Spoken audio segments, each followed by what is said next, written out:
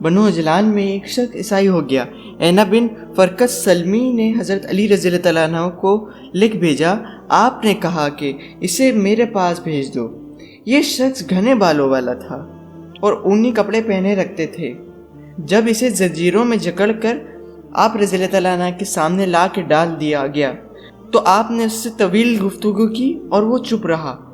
آخر میں اس نے کہا، مجھے آپ کی باتوں کی سمجھ نہیں آتی، میں تو بس اتنا جانتا ہوں کہ حضرت عیسیٰ علیہ السلام اللہ کے بیٹے ہیں۔ تو حضرت علی رضی اللہ تعالیٰ عنہ اپنی جگہ سے اٹھے اور اسے اپنے پاؤں تلے رون دیا۔ لوگ بھی یہ دیکھ کر آگے بڑھے اور اسے اپنے قدموں تلے کچل دیا۔